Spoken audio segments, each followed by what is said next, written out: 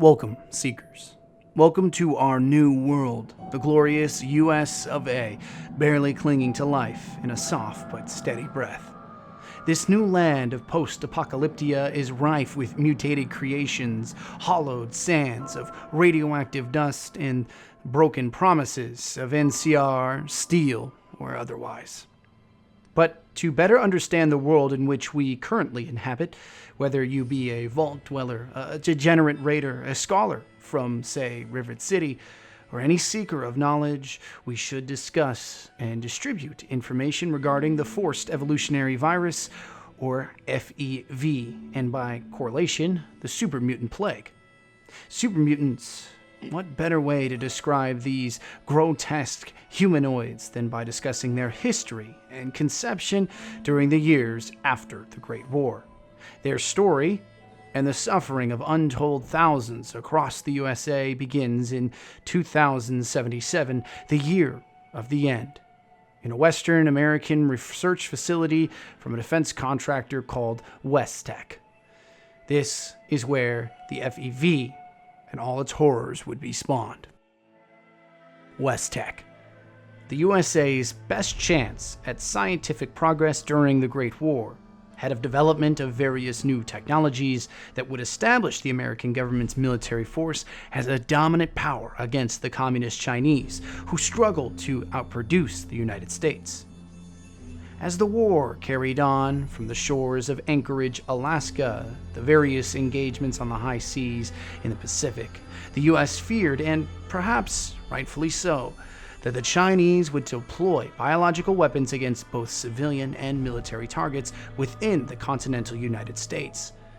To combat this, the U.S. government contracted WestTech, already one of their largest defense contractors, to produce counter-biological agents to preemptively combat the Chinese aggression.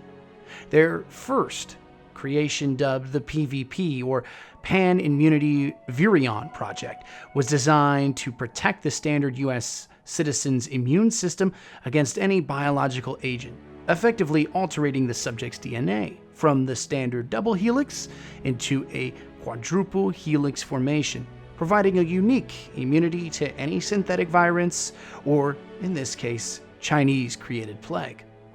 However, WestTech's immunity project would provide a much more interesting result during its test phase, effectively opening the door to a new round of scientific and genetic entrepreneurship not yet seen during the height of the war. Imagine unlocking the door to genetic modification in a live being, boundless strength, incalculable intelligence, immunity to disease, radiation, or any pathogen, all within reach of humanity. But war changes all. Greed and avarice run boundless, and the U.S. military was no different, constantly seeking new ways to devastate or turn the tide without pursuing the nuclear option. And as such, the PV project came under the control of the United States in the military base in Mariposa and was renamed the FEV, the Forced Evolution Virus. During this time at Mariposa, the scientists and researchers, under direct orders from the Pentagon, enacted various test experiments, often gruesome, unnecessary, and completely inhumane. The screams of test subjects, blood-smeared walls, cries of insanity, the death notes of hundreds of innocents echoed within those halls, much to the dismay of the garrison commanders, specifically that of a Captain Roger Maxim. These experiments would not last, as the empathy of Maxim and that of his men would force them to action. Maxim, embridled in rage from the countless transgressions endured by the innocents infected and transformed by FEV, rebelled, along with his entire garrison unit, effectively seceding from the U.S., executing researchers and abandoning the military facility at Mariposa. This is where the FEV story and the rise of the super mutants and horrible transgressions against humankind should have been forgotten, buried under tons of radioactive fallout and debris. Alas, such evil is often never truly removed.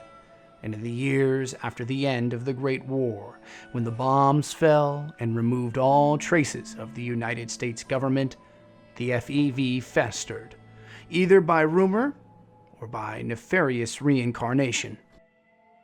During the days just after the opening of the vaults, a program led by Vault-Tec and named Project Safe House, a Dr. Richard Gray, an exile from Vault 8, would lead an expedition into the Mariposa military base with the sole goal to remove the supposed breeding grounds of grotesque and mutated animals that had terrorized the countryside.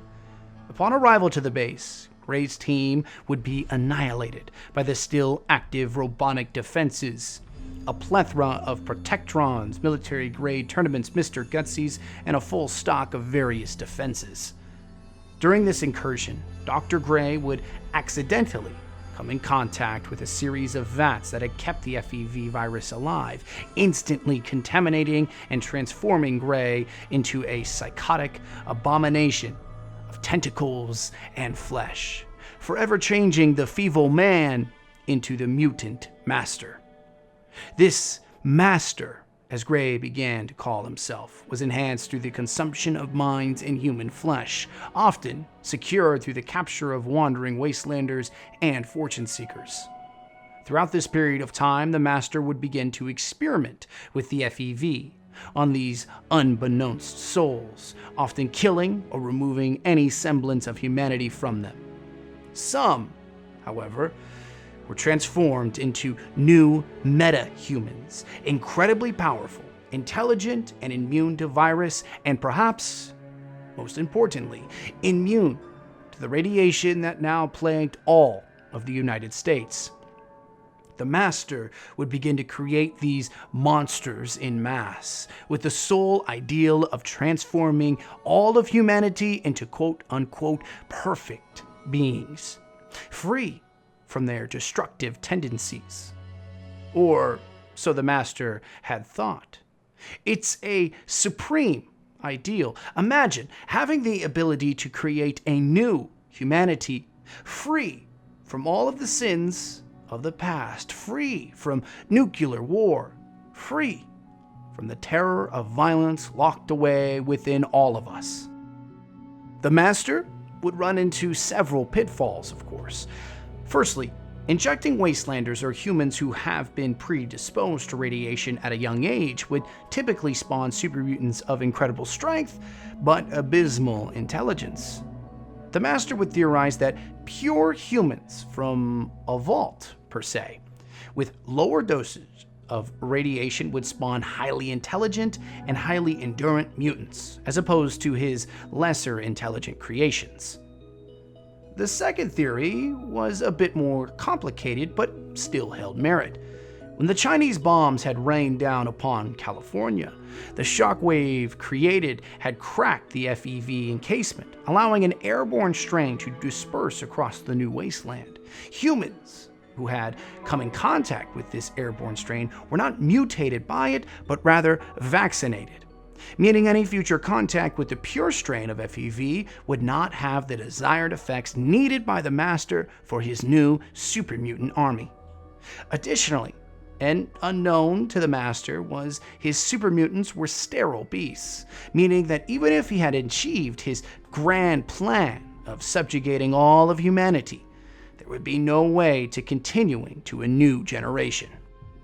It should be noted, however, that the East Coast supermutants and the West Coast supermutants are not all spawns of the master. The East Coast mutants were unfortunate experiments of Vault-Tec's program in Vault 87, and the Commonwealth mutants in Boston were presumably from the Institute's experiments with a modified FEV strain. The FEV is also presumably responsible for the various grotesque animals sighted across the United States. A unique mixture of airborne contamination and radiation is the presumed cause of various creatures. Some, of course, like the Deathclaw, were created by U.S. scientists as bioweapons to be controlled or deployed against military and civilian targets alike. The FEV, regardless of how wondrous it might seem, is nothing more than humanity attempting to enact the will of nature upon itself. forcing humanity to evolve in such a desperate time. Without proper experimentation and management has led to rampancy of supermutants acting like marauders and placated only by violence. There are rumors, of course, of intelligent supermutants who only seek peaceful lives, but they are few and far between. The brutality of West Tech, Volt Tech, and the US government, the standard avarice and short-sightedness of humanity has led us into an age of terror orchestrated by supermutants and other FEV mutated monsters. Be safe in the wasteland, wanderer. Or there are untold secrets awaiting to be excavated.